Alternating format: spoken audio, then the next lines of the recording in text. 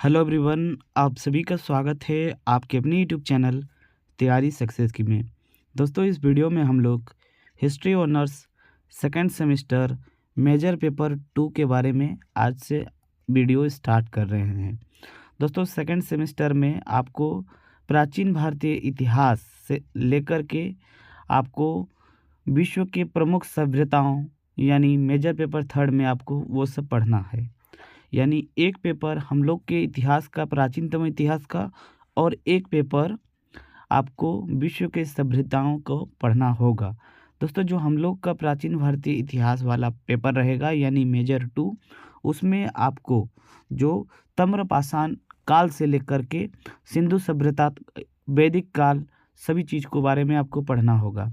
तो आज ये आपका पहला वीडियो है। वीडियो को ध्यान से देखिएगा और दोस्तों नोट्स ज़रूर बनाइएगा, और वीडियो अगर अच्छा लगे तो अपने दोस्तों के साथ शेयर कीजिएगा। तो दोस्तों, सबसे पहले समझते हैं कि ये ताम्रपाषाण युग आखिर कौन सा युग था। और जब आप लोग समझेंगे ना तो उसके बाद क्वेश्चन करने में आपको बहुत मज़ा आएगा। दोस्तों, सबसे पहले आप लोग जानते हैं कि इतिहास को दोस्तों 3 भागों में बांटा गया। इसमें थोड़ा टाइम लग सकता है दोस्तों, लेकिन आप लोग एक बार समझ जाएंगे ना तो बहुत मज़ा आएगा। दोस्तों, हम लोग इतिहास को 3 भागों में बांटते हैं। आप लोग में से ज़्यादातर लोग कहेंगे कि सर प्राचीन भारत का इतिहास, मध्यकालीन भारत का इतिहास और एक है आधुनिक इतिहास। तो हम कहेंगे गलत। तो दोस्तों, फिर आखिर है क्या? तो दोस्तों यहाँ पर ध्यान दीजिएगा। दोस्तों, एक है प्री हिस्टोरी, ठीक है। एक है प्री हिस्टोरी, एक है प्रो हिस्टोरी। मैं आपको समझा दूंगा, आप लोग कंफ्यूज मत होइएगा। और एक है हिस्ट्री।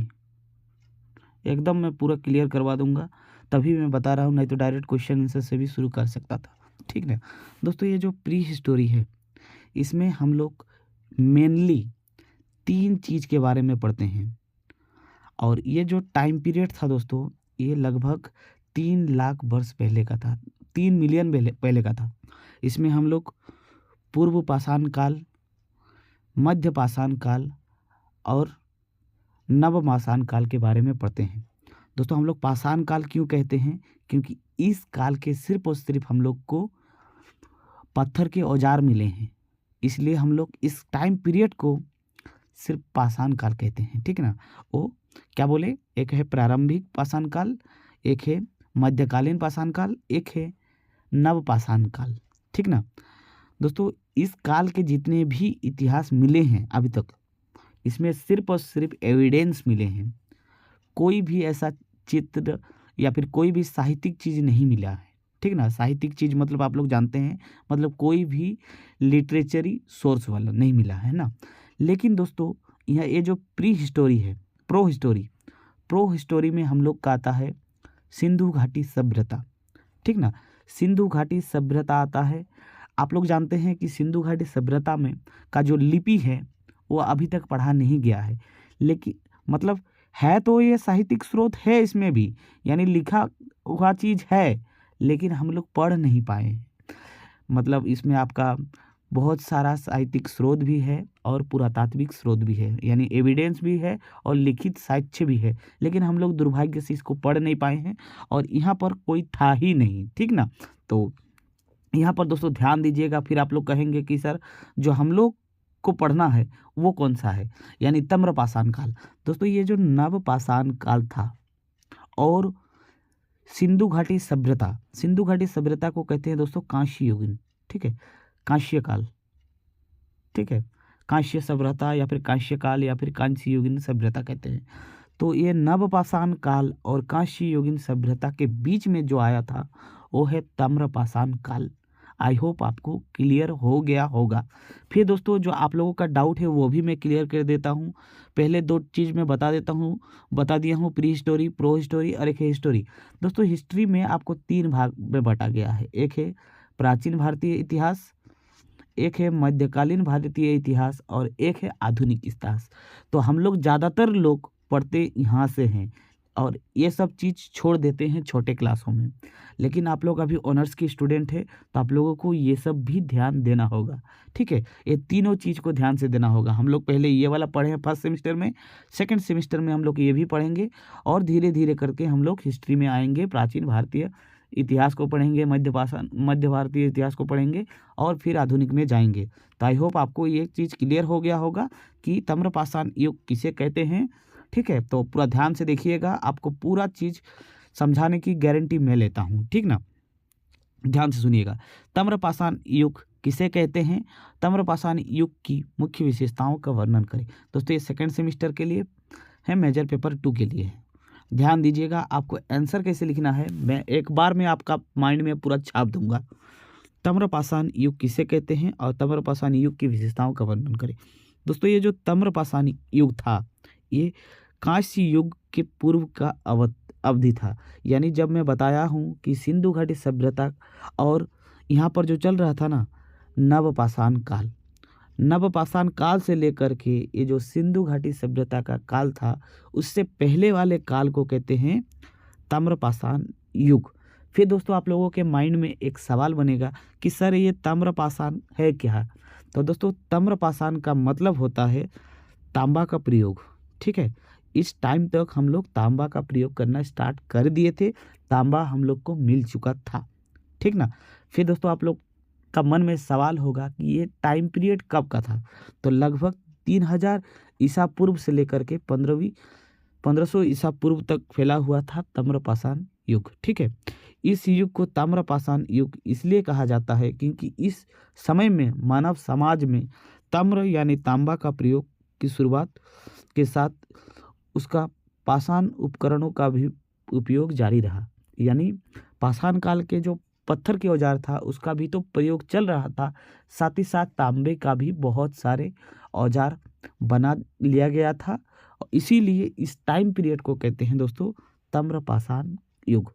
आई होप ये ताम्रपाषाण युग क्या है आपको कंफ्यूज नहीं हुआ होगा, ठीक है। अब एक एक करके विशेषताओं को देखेंगे, उस टाइम पीरियड को समझेंगे, वो कि वो उस टाइम पीरियड में क्या क्या चीज़ विशेष था, ठीक ना। तो पहला चीज़ वही है दोस्तों कि धातु का उपयोग का शुरुआत हो गया था, क्योंकि इससे पहले जो प्रयोग होता था वो सिर्फ और सिर्फ होता था पाषाण काल यानी पत्थर का वस्तु का प्रयोग होता था, ठीक ना। ताम्रपाषाण युग में ताम्र का उपयोग उपकरणों और आभूषणों के निर्माण के रूप में किया गया, ठीक ना। यानी उस टाइम पीरियड में औजार भी बनाया गया और आभूषण भी ताम्र का बनाया गया।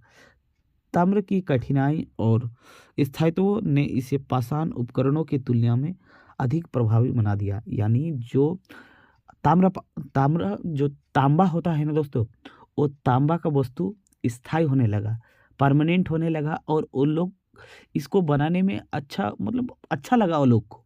इसलिए क्या हुआ, वो जो पाषाण काल के जो औजार था उन लोगों के इससे ये बेटर हुआ, ठीक ना। तो बेटर हुआ तो ये बहुत ही ज़्यादा उन लोगों को प्रभाव में डाला। इसलिए वो लोग क्या किया, जो ताम्रपाषाण काल का जो औजार था उसको छोड़ करके इसका प्रयोग करने लगे, ठीक ना। उसके बाद है उपकरण और वस्त्र। इस युग में पाषाण उपकरणों का विकास जारी रहा। यानी धीरे धीरे करके जो वस्तु पाषाण काल में था वही वस्तु को सिर्फ और सिर्फ धातु में परिवर्तन करने लगे, जैसे चाकू, कुल्हाड़ी और भाला। ताम्र के साथ साथ पत्थर, लकड़ी और हड्डी के उपकरण का भी उपयोग किया गया। यानी उसमें 3 चीज़ का प्रयोग होता गया। पहले तो सिर्फ और सिर्फ पत्थर का था, अब पत्थर के इसका साथ साथ तांबे का और हड्डी का भी प्रयोग होने लगा। हड्डी का तो प्रयोग सबसे पहले था, उसके बाद पत्थर का हुआ, उसके बाद तांबे का हुआ, ठीक है। और इसके बाद जब हम लोग पढ़ेंगे ना सिंधु घाटी सभ्यता, तो उस टाइम देखेंगे कि हम लोग उस टाइम पर कांसे का प्रयोग करने लगे थे, ठीक ना। तो आप लोग से मेरा एक सवाल है कि बताइए कि तांबा कौन से धातु का मिश्र धातु है, ठीक है। यानी सॉरी दोस्तों, कांसा। तो कांसा कौन सा धातु का मिश्र धातु है, आप लोग बताइए। 2 धातु को मिल करके बनाया जाता है कांसा, तो आप लोग बताइएगा, ठीक ना। नेक्स्ट है क्या हुआ, कृषि का विकास। हम लोग इससे पहले जब देखे थे पाषाण युग में, तो लोग कृषि विषि नहीं करते थे। वो लोग क्या करते थे, कहीं कुछ भी शिकार करते थे, कंदमूल खाते थे। लेकिन इस टाइम पीरियड तक आते-आते वो लोग क्या करने लगे, वो लोग कृषि करने लगे, ठीक है ना? खेती-बाड़ी करने लगे। तो कृषि में सुधार हुआ, फसल का उत्पादन बढ़ा, गेहूँ, जौ, दाल जैसे अनाजों की खेती की जाने लगी, जिससे स्थायी बस्तियों की स्थापना हुई। तो स्थायी बस्तियाँ बनने लगा, क्योंकि पहले दोस्तों शिकार करना पड़ता था और शिकार एक जगह रह करके नहीं किया जा सकता है। कंदमूल तो एक जगह स्टोर किया जा सकता है, लेकिन एक जगह का ही कंदमूल कितना दिन चलेगा? इसलिए वो लोग क्या करते थे, पहले आखिर जीवन जीते थे। वहीं जहाँ वो लोग को खाना मिला वहीं रह जाते थे, ठीक ना? तो उसके बाद जैसे-जैसे टाइम बढ़ा और ताम्रपाषाण काल में आए, वो लोग क्या करने लगे, खेती-बाड़ी करने लगे, बहुत सारे फसलों का उत्पादन करने लगे। इससे क्या हुआ, उन लोगों का खाने का स्टोरेज बहुत बढ़ गया था। यानी वो लोग को खाने का चीज़ स्टोर कर लेता था। इससे वो लोग मतलब एक जगह पर फिक्स्ड होकर रहने लगे थे। नेक्स्ट है स्थायी बस्तियाँ। ताम्रपाषाण युग में स्थायी बस्तियाँ स्थापित हुआ, क्योंकि उन लोग का खाने का सामान हो गया था, रहने का जगह फिक्स्ड कर लिया इसलिए। क्योंकि कोई भी व्यक्ति हो, चाहे कोई भी हो, कोई भी जीव जंतु कोई भी हो दोस्तों, अगर उन लोगों को खाने का मिले तो वो लोग क्यों नहीं रहेगा, ठीक ना? और खाने के लिए ही दोस्तों सब कोई पलायन करते हैं। अभी भी वर्तमान में भी दोस्तों क्या करते हैं, कोई एक्स वाई जेड कंट्री है, राज्य है, तो लोग देखते होंगे आप लोग के भी वहाँ से कोई मतलब का रोजगार करने तो कोई दूसरा स्टेट जाते हैं, राज्य जाते हैं, ठीक है? क्योंकि वो लोग के पास रोज़गार का सुविधा नहीं है, कोई भी चीज़ वो लोग को मतलब आसानी से नहीं मिल रहा है, इसलिए पलायन करना पड़ता है। लेकिन जब ताम्रपाषाण काल का बात आता है, उन लोग खेती-बाड़ी करने लगे थे, इसलिए वो लोग एक जगह फिक्स्ड होकर रहने लग गए थे। यह बस्तियाँ आमतौर पर नदियों के किनारे होता था, क्योंकि नदियों के किनारे अगर नहीं होगा दोस्तों, तो पानी कहाँ से मिलेगा, ठीक है? उपजाऊ भूमि पर स्थित था। यहाँ के लोग खेती और पशुपालन करते थे, ठीक है? तो पशुपालन और खेती तो मतलब प्राचीन काल से नहीं चला था, और लेकिन ये ताम्रपाषाण काल से धीरे-धीरे ये खेती-बाड़ी और पशुपालन करना स्टार्ट हो गया था, ठीक है? अब समाज के बारे में जानते हैं कि उस टाइम का समाज कैसा था, समाज का गठन, ठीक है? समाज में जटिलता बढ़ी और सामाजिक संरचना विकसित हुआ। विभिन्न वर्गों का निर्माण हुआ, जिसमें किसान वर्ग, कारीगर वर्ग और व्यापारी वर्ग शामिल था। इससे पहले हम लोग देखे थे कि समाज उतना बटा हुआ नहीं था। वो लोग कबीलों में रहता था और छोटे-छोटे कबीले होते थे, ठीक है? जितना जो वो लोग रह सकते थे एक जगह पर, जितना वो लोग के खाने का सामग्री रहता था, वो लोग इस हिसाब से वो लोग रहते थे। लेकिन दोस्तों ताम्रपाषाण काल में देखा गया कि वो लोग धीरे-धीरे करके मतलब अपना समाज में विभिन्न-विभिन्न वर्गों में बाँटना शुरू कर दिया था, ठीक ना? नेक्स्ट है धार्मिक मान्यता। क्या-क्या मान्यता है? ताम्रपाषाण युग में धार्मिक मान्यता और अनुष्ठानों का भी विकसित हुआ। प्राचीन संस्कृति में पूजा-पाठ और आस्था का स्थान महत्वपूर्ण था, जिससे सांस्कृतिक विकास को बढ़ावा मिला। यानी उस टाइम तक आते-आते लोगों ने धार्मिक मान्यता शुरू हुआ और लोग पूजा-पाठ करने लगे, ठीक ना? और धार्मिक आस्था भी रखने लगे। नेक्स्ट है वाणिज्य का विकास। दोस्तों वाणिज्य क्या है? एक हिसाब से मान सकते हैं कि व्यापार, ठीक ना? व्यापारिक संबंध का विकास हुआ, विभिन्न क्षेत्रों के बीच वस्तुओं का आदान-प्रदान बढ़ा। यानी मान के चलिए मैं अगर मटर उगाता हूँ और कोई यहाँ पर चावल उगाता है, तो मटर और चावल में वो लोग क्या करते थे, आपस में एक्सचेंज कर लेते थे, ठीक ना? तो क्योंकि उस टाइम तक तो मतलब मुद्रा नहीं था, ठीक ना? जिससे आर्थिक गतिविधियाँ और समृद्धि में वृद्धि हुआ, ठीक है? यानी उन लोगों के साथ कम्युनिकेशन बढ़ा, व्यापार बढ़ा और उन लोगों को तरह-तरह का चीज़ मिल जाता था, ठीक ना? नेक्स्ट है कला और शिल्प। ताम्रपाषाण युग में कला का विकास हुआ, जिसमें मूर्तियाँ और चित्रकला का निर्माण शामिल है। तो आप लोग सभी जानते हैं कि उस टाइम पर क्या होता था, वो लोग बहुत मतलब छोटे से ही मात्रा में, लेकिन वो लोग चित्र बनाते थे, ठीक ना? बहुत सारे चित्र मिला है हम लोग को अभी तक, जैसे भीमबेटका की गुफाओं में बहुत सारा पेंटिंग मिला है पाषाण युग के। तो लोग क्या करते थे, पहले पेंटिंग बनाते थे, ठीक है ना? मतलब पत्थर से मतलब खुरेद-खुरेद के वो लोग एक डिज़ाइन बनाते थे। हो सकता है कि उस टाइम पीरियड के वो लोग कोई मैसेज देना चाहते हो, ठीक ना? तो क्या हुआ, मूर्तिकला और चित्रकला का विकास हुआ। कारीगरों ने तम्र और पत्थरों के सुंदर-सुंदर वस्त्र और आभूषण बनाए। यानी कारीगर ने क्या किया, तांबे और पत्थर के बहुत सारे आभूषण भी बनाना स्टार्ट कर दिया था। तो दोस्तों आप लोग खुद समझ रहे हैं कि पाषाण काल से ताम्रपाषाण काल तक आते-आते बहुत चीज़ डेवलप हो चुका था। और इसके बाद जब हम लोग पढ़ेंगे ना दोस्तों सिंधु घाटी सभ्यता, तो आप लोग देखेंगे कि पूरी वो लोग पूरा सभ्य हो गए थे और वो लोग पूरा का पूरा शहरों में निवास करने लगे थे। ठीक ना? तो दोस्तों इसको आप लोग निष्कर्ष के रूप में क्या लिख सकते हैं, यानी जब आपको आंसर को एंड करना है तो आपको निष्कर्ष लिखना ज़रूरी है, ठीक ना? तो निष्कर्ष के रूप में क्या लिख सकते हैं, ताम्रपाषाण युग मानव इतिहास का एक महत्वपूर्ण चरण था है, जिसमें कृषि, उद्योग और सामाजिक संगठन में महत्वपूर्ण परिवर्तन लाए। इस युग में न केवल ताम्र का उपयोग के लिए जाना जाता है, बल्कि यह स्थायी बस्तियों और समाज संरचनाओं के विकास के लिए भी महत्वपूर्ण था। यानी जो ये टाइम पीरियड था, इस टाइम पीरियड में सिर्फ और सिर्फ तांबे का ही विकास नहीं हुआ। इस काल में सबसे महत्वपूर्ण चीज़ क्या हुआ कि जो लोग थे ना, वो स्थायी रूप से एक जगह बसने लगे थे और समाज का जो बँटवारा होने लगा था, मतलब समाज में जो विभिन्न-विभिन्न वर्गों में बाँटा जा रहा था, इससे पहले वो नहीं देखा गया था, ठीक ना?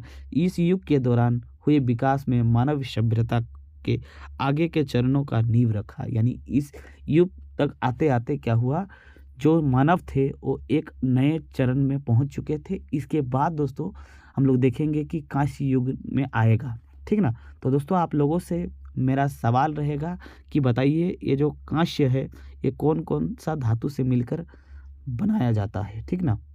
यही सवाल आज का रहेगा। आपको वीडियो अच्छा लगा है तो ज़रूर कमेंट कीजिएगा, वीडियो को शेयर कीजिएगा। मिलते हैं नेक्स्ट वीडियो में, तब तक के लिए जय हिंद।